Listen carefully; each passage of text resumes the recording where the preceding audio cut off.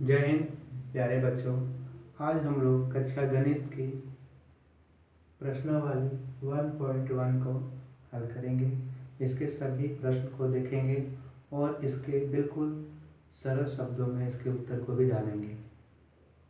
जिसमें से आप लोग का पहला प्रश्न दिया हुआ है, निम्नलिखित संख्याओं का HCF ज्ञात करने के लिए यूक्लिड विभाजन एल्गोरिथम का प्रयोग करें।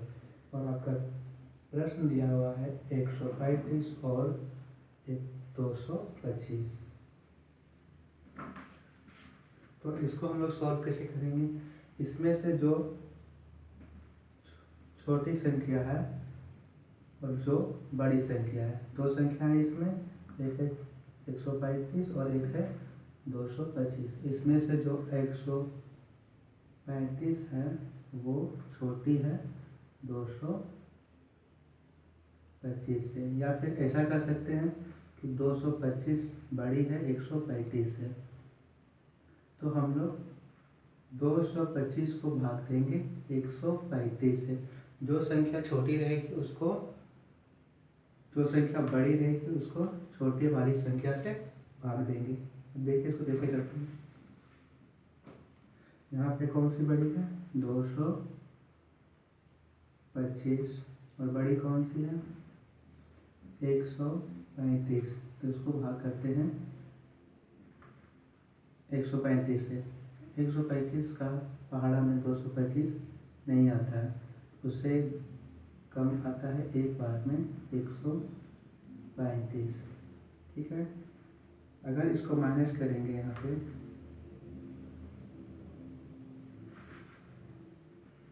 तो ये आएगा 90। ठीक है।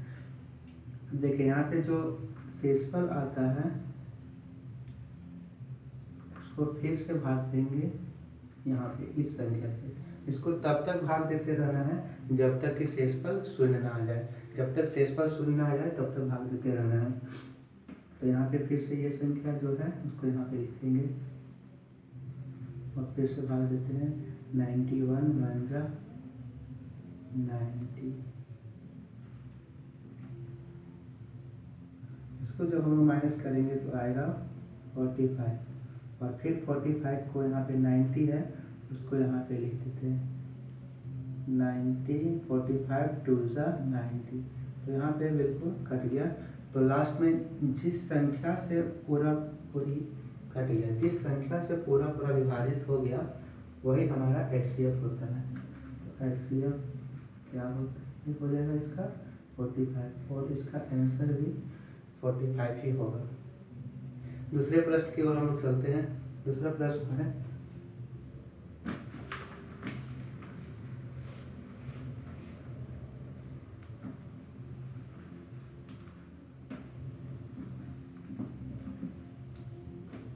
जो दूसरा प्रश्न है प्यारे बच्चों वो है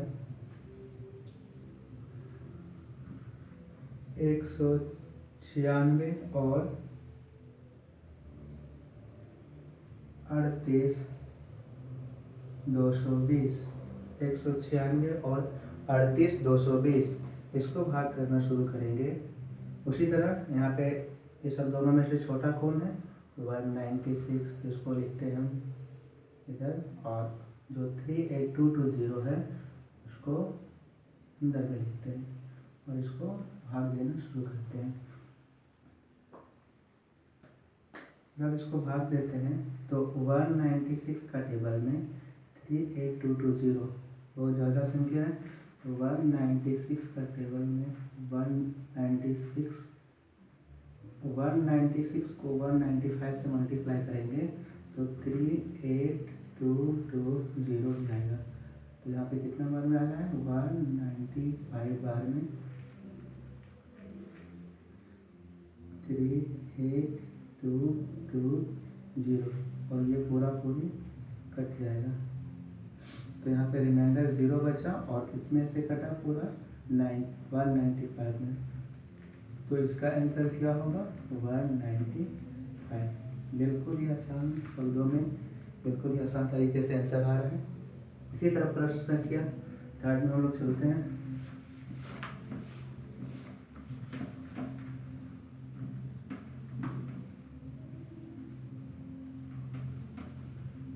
जो प्रश्न संख्या थर्ड है वो दिया हुआ है 867 और 255।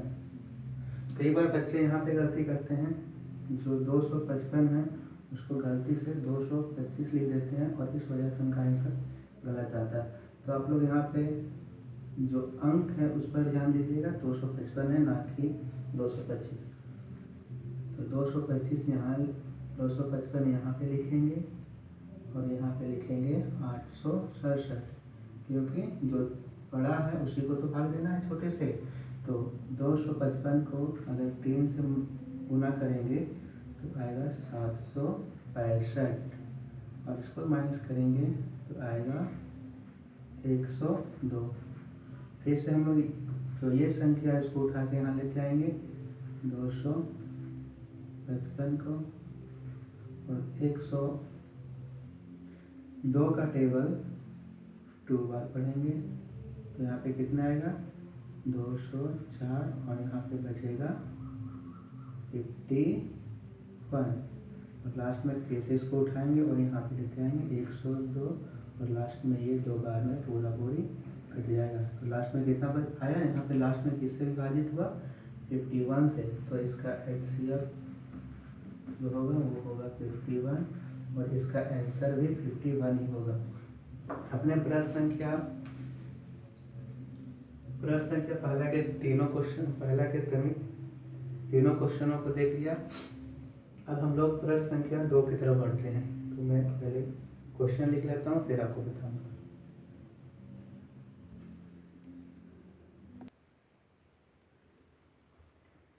तो प्यारे बच्चों, हमने प्रश्न संख्या 2 को लिख लिया है। अब हम इसका हल करना शुरू करते हैं। यहाँ पे दिया हुआ है, दर्शाइए कि कोई भी धनात्मक पूर्णांक 6q + 1 या 6q + 3 या 6q + 5 के रूप में होता है जहाँ q एक पूर्णांक है। इसको सॉल्व करने के लिए हम लोग लिखते हैं, माना कि q एक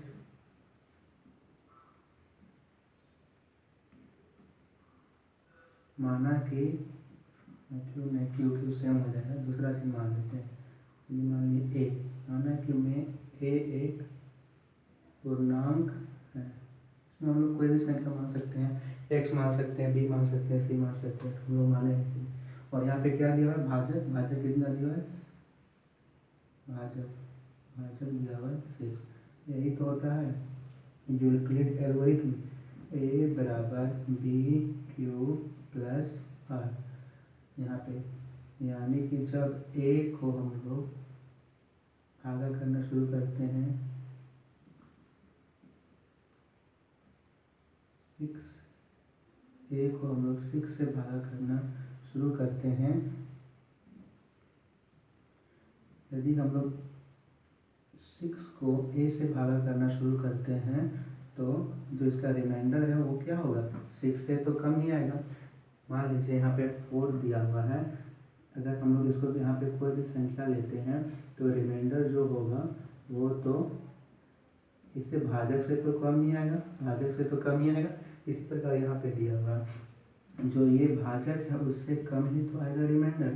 तो इसी प्रकार यहाँ पे जो रिमाइंडर है, रिमाइंडर यानी शेषफल है, वो क्या हो सकता है, तो संभावित क्षेत्रफल हो सकता है, संभावित शेषफल क्या क्या हो सकता है। तो संभावित शेषफल है वो 6 से कम क्या क्या होगा, 0 1 2 3 4 5, यही हो सकता है। 6 तो होगा नहीं, क्योंकि 6 को पूरी तरह विभाजित कर देगा, इसलिए 6 नहीं होगा, 5 तक होगा। अब चलिए यहाँ पे शुरू इसको करते हैं, हल करना शुरू करते हैं। यहाँ पे मानते हैं सबसे पहले जहाँ a बराबर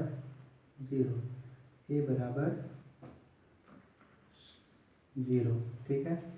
तो a बराबर 0 है तो क्या होगा, a बराबर 6q + 0 और इसको जोड़ेंगे तो क्या आएगा, 6q में 0 जोड़ेंगे तो a बराबर 6q, ये हो गया। यहाँ पे a का मान हम लोग क्या रख सकते हैं, A, 6Q + 1। यहाँ पे जो है R का मान ने 1 रखा। तो इस पर 1 पहले तो 0 लिया फिर 1 लिया, तो क्या हो जाएगा A बराबर 6Q + 1 इतना हो जाएगा। फिर क्या होगा A बराबर 6Q + 2, R बराबर 2 ले लेते हैं। A बराबर 6Q + 3, R बराबर 3 ले लेते हैं। A बराबर 6Q + 4, R बराबर 4 और A बराबर 6Q + 5, R बराबर 5। संभावित क्षेत्रफल था, पांचों को हमने ले लिया। अब इसमें से सम संख्या क्या होती है आप लोगों को पता है। सम संख्या उसको बोलेंगे जो पूरी 2 से विभाजित हो जाए। इसमें देखिए कौन सा 2 से विभाजित कर रहा है। 6Q + 1, ये यहाँ पे देखिए 6 2 का टेबल में होगा तो ये नहीं होगा क्योंकि ये सम संख्या है। 6Q + 1 ये विषम संख्या है, ठीक है। यहाँ पे है 6Q + 2, ये नहीं होगा। 6Q + 3 ये हो जाएगा। 6 ये भी नहीं होगा, ये होगा क्योंकि ये 4 और 2 दोनों सम संख्या है। तो इसमें हम लोग लास्ट में जो है लिखना है वो लिख देते हैं। अतः ये तो सिद्ध हो गया 6Q + 1, या इसी को उतार देते हैं 6Q + 3 या 6Q + 5 क्या है धनात्मक विषम पूर्णांक। यहाँ पे कुछ छूट गया है, धनात्मक विषम पूर्णांक। यहाँ पे विषम छूट गया है, विषम संख्या यहाँ पे क्वेश्चन में छूट गया है। धनात्मक विषम पूर्णांक है, ठीक है। अब हम लोग प्रश्न संख्या 3 की तरफ बढ़ते हैं। इसे मैं साफ कर देता हूँ, प्रश्न संख्या 3 की तरफ चलते हैं।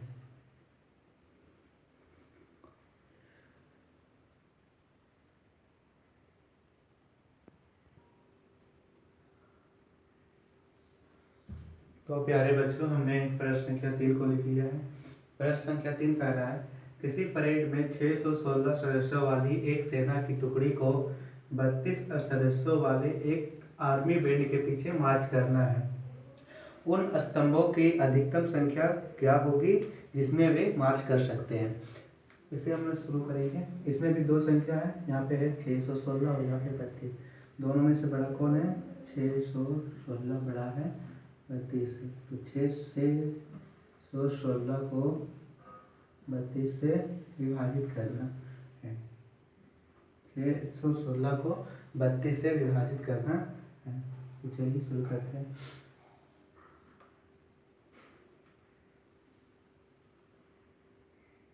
बत्तीस, ठीक है, क्योंकि 32 दोनों छोर से ज़्यादा हो जाएगा।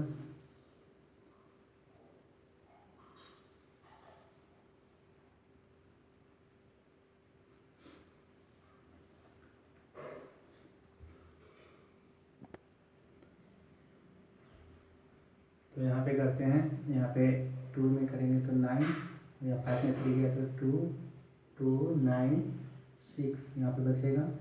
फिर 32 का टेबल में हम लोग करते हैं मल्टीप्लाई 19 से, तो आएगा 2 8 8 और यहाँ रिमाइंडर बच जाएगा 8। अब यहाँ पे क्या रिमाइंडर बच गया 8। ये कितना है 32। फिर वही प्रोसेस है, पहले प्रोसेस है 32 को यहाँ लिखते हैं। कितने बार में कटेगा 4 बार में 32। तो टोटल किसके टेबल में कट गया 8 का टेबल में। तो इसका HCF क्या होगा 8, और यही हमारा आंसर होगा। यानी कि स्तंभों की अधिकतम संख्या 8 होगी जिसमें वे मार्च कर सकते हैं, ठीक है। इसे आप लोग अच्छे से एक बार और समझ लीजिए। 616 सदस्यों वाली एक सेना की टुकड़ी को 32 सदस्यों वाले आर्मी के एक बैंड के पीछे मार्च करना है। आर्मी का कोई बैंड है, 32 सदस्यों वाले के पॉइंट के पीछे मार्च करना है। तो उन स्तंभों की संख्या क्या होगी जो जिसमें वे मार्च कर सकते हैं। तो सिंपल इसको हम लोग 32 को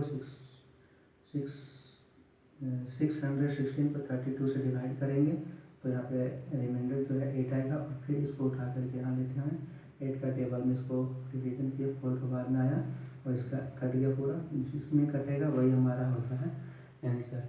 ठीक है, अब प्लस संख्या को में हम लोग चलते हैं, इसे मिटा देते हैं।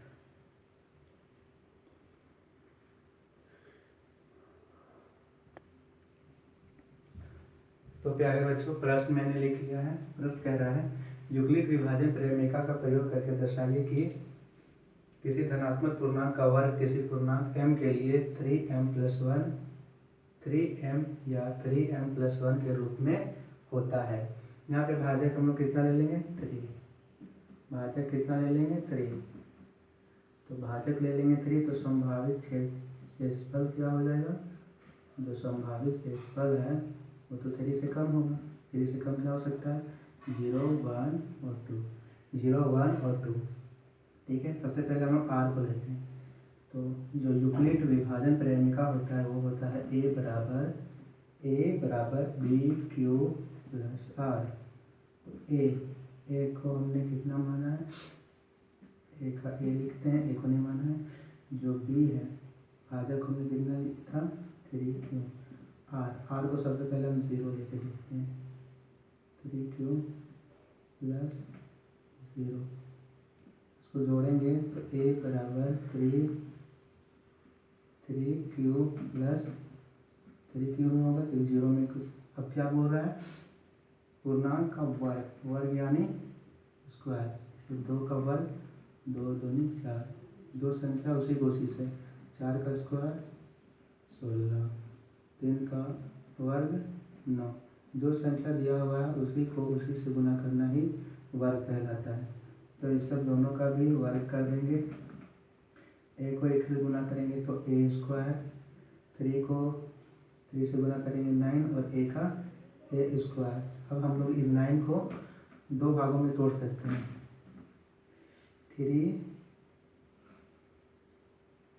यहाँ जो a² है a² का एजिस्टी लिख देंगे और 9 को लोग क्या लिख सकते हैं 3 × 3 और a² का a²। अब यहाँ पे क्या आया a² और यहाँ पे 3 2 बार है तो एक तो 3 कॉमन ले लेंगे तो यहाँ पे कितना बच गया 3 का टेबल में 3, 1 बार में 1 × 3, यहाँ पे 3 नहीं लेंगे हम लोग, इसमें 3 है ना तो यहाँ पे क्या कॉमन ले लेते हैं 3 है।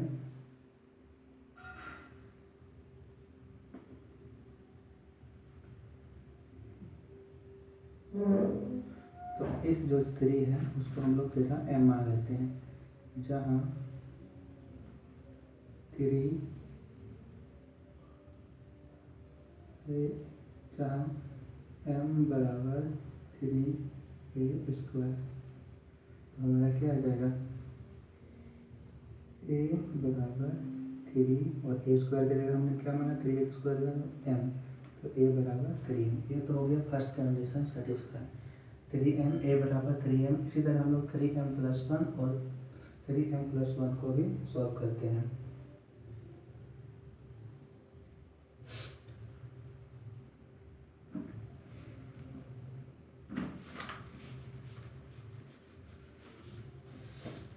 अब हम लोग संभावित क्या मान सकते हैं 1।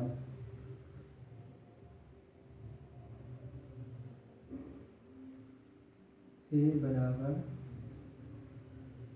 3q प्लस 1, दोनों तरफ वर्ग कर देंगे। यहाँ पे क्या आ जाएगा a² तो इसको करेंगे तो 3 × 9 q² प्लस 6q प्लस 4, यही तो आएगा 6q प्लस 1 आएगा। तो यहाँ पे कैसे होगा a², यहाँ पे कितना है 9a 9 cube square plus 6 cube plus 1। ये सब दोनों में से हम लोग 3 कॉमन ले लेते हैं। ए स्क्वायर बराबर 3 का पहाड़ा में जो 3 का पहाड़ा में 9, 3a square 3q square plus 2q plus और जो 1 है उसको हम लोग बाहर में ले लेते हैं। ठीक है, तो यहाँ पे क्या हो गया 3a स्क्वायर बराबर और जो ये है 3a स्क्वायर प्लस 2, इसको हम लोग पूरा m मान लेते हैं। क्या मान लेते हैं m बराबर 3q स्क्वायर प्लस 2। तो इसे हमने माना है m, तो 3 और इसके जगह में क्या हो जाएगा m इंटू m प्लस 1। यहाँ पे क्या हो जाएगा 3m प्लस 1 ए स्क्वायर बराबर 3m प्लस 1। ये भी हमारा कंडीशन सेटिस्फाई हुआ। आगे हम लोग चलते हैं।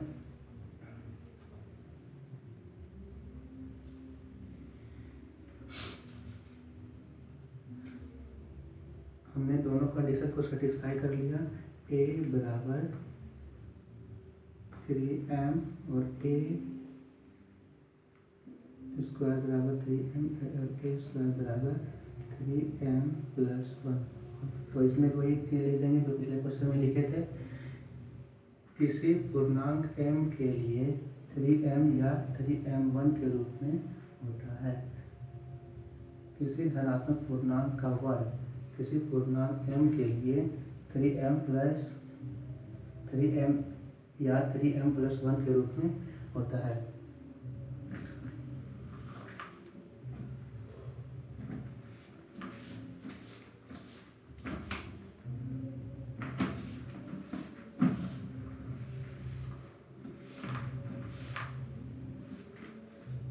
अब हम लोग आगे की प्रश्न संख्या 5 देखेंगे।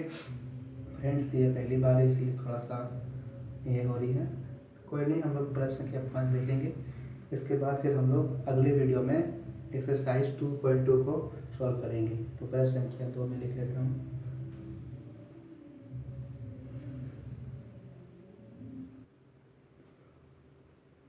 फ्रेंड्स प्रश्न संख्या 5 को मैंने लिख लिया है। यूक्लिड विभाजन प्रमेय का प्रयोग करके दर्शाइए कि किसी धनात्मक पूर्णांक का घन 9m प्लस 1 9m प्लस 8 के रूप में होता है। सबसे पहले हम जानते हैं घन क्या होता है। घन होता है किसी संख्या को उसी संख्या से 3 बार गुना करना। फॉर एग्जाम्पल जैसे 2 का घन पूछा जाए तो 2 को 2 से ही 3 बार गुना करना। 2 दूनी 4 और 4 दूनी 8। 3 का घन पूछेगा तो 3 को 3 से ही 3 बार गुना करना। 3 तिया 9 और 9 तिया 27। 4 का घन पूछेगा तो 4 को 4 से 3 बार गुना करना। 4 चौक 16, 16 चौक 64। ये होता है घन। अब प्रश्न हम लोग चलते हैं। प्रश्न दिया हुआ है किसी धनात्मक पूर्णांक का घन 9m प्लस 1 या 9m प्लस 8 के रूप में होता है। तो इसको हम प्रूव करना है। देखिए तो हम फिर से मान लेते हैं। मान लिए हम लोग संभावित शेषफल और संभावित शेषफल को हम लोग r से डिनोट करते हैं। किससे? r से। संभावित शेषफल मान लिए 0 1 2 0 1 और 2। तो सबसे पहले 0 ले लेते हैं। a बराबर 9 क्यूब प्लस r, क्योंकि हम लोग का भाज्य कितना दिया हुआ है 9। भाज्य यहाँ पे कितना है 9 है। तो यहाँ पे r कितना मानेंगे a बराबर 9 क्यूब प्लस r को हमने 0 लिया है तो 0। 9 क्यूब में 0 जोड़ेंगे तो 0 हट जाएगा तो 9 क्यूब ही आएगा। और क्या दिया है घन। घन यानी कि इसको 3 बार गुना करना। कितना बार? 3 बार गुना करना। तो यहाँ पे गुना करेंगे तो आएगा ए क्यूब इज इक्वल टू 9 को 9 से गुना करेंगे 81 और 81 को 9 से गुना करेंगे आएगा 729 और क्यू है तो क्यू। ठीक है, अब इसको ए क्यू का ए क्यू लिखते हैं। 729 में से हम लोग 9 को बाहर निकाल लेते हैं। 9 को बाहर निकालेंगे तो अंदर में क्या बचेगा 9 क्यू का क्यूब 9 क्यूब का क्यूब। जहाँ पे हम लोग मान लेंगे जहाँ m बराबर 9 क्यूब स्क्वायर, तो यहाँ पे हमने क्या मान लिया 9, तो ए क्यूब क्या होगा 9 और इसके जगह में m। तो हमने एक कंडीशन को सेटिस्फाई कर लिया, ए क्यूब बराबर 9m। अब हम लोग 9m + 1 और 9m + 1 को देखते हैं सेटिस्फाई करना है। तो हम लोग फिर से मान लेते हैं ए बराबर है आर बराबर 0 माने थे, तो आर बराबर 1 से मान के देखते हैं। आर बराबर 1 माना तो फिर से वही होगा 9 ए क्यूब बराबर 9 ए स्क्वायर बराबर 9 क्यूब प्लस और एक यहाँ पे आर की जगह कितना माना है 1। यहाँ पे स्क्वायर नहीं घन दिया हुआ है, दोनों तरफ क्यूब करते हैं। क्यूब करेंगे तो यहाँ पे ए को करेंगे तो ए स्क्वायर, और यदि इसको हम लोग सॉल्व करेंगे तो यहाँ पे आएगा 729 क्यूब का cube plus 243 cube square plus 27 cube plus 1। ऐसे भी आप लोग इससे उतार लीजिएगा।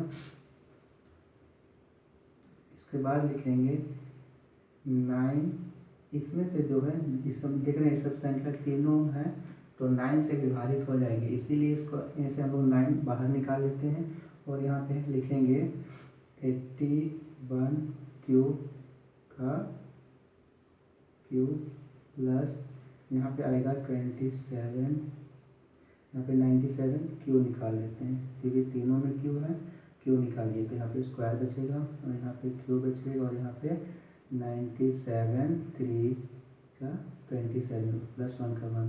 अब ये सब जो यहाँ तक संख्या आई है इंक्लूड क्यू को भी करेंगे, उसको m मान लेते हैं। सबको क्या मान लिया हमने m, तो इसके जगह में क्या लिखेंगे 9m और प्लस 1। ये भी हम लोग का सेटिस्फाई हो गया, 9m + 1 भी हम लोग का आ गया। अब लास्ट में 9m + 8, 9m + 8 को भी हम लोग इसी तरह करते हैं।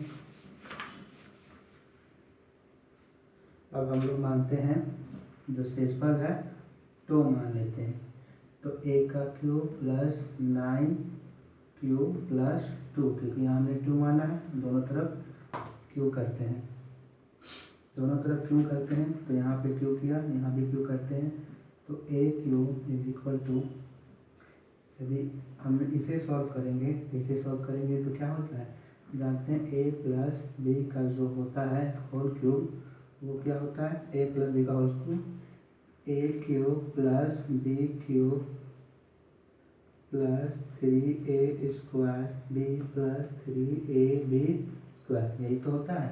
इस तरह इसको जो सॉल्व करेंगे तो आएगा 729 क्यूब का क्यूब प्लस 486 क्यूब का स्क्वायर प्लस 108 क्यूब प्लस 8, यही आएगा। फिर से हम लोग 9 क्यूब कॉमन ले लेते हैं और इसमें आएगा 81 क्यूब स्क्वायर प्लस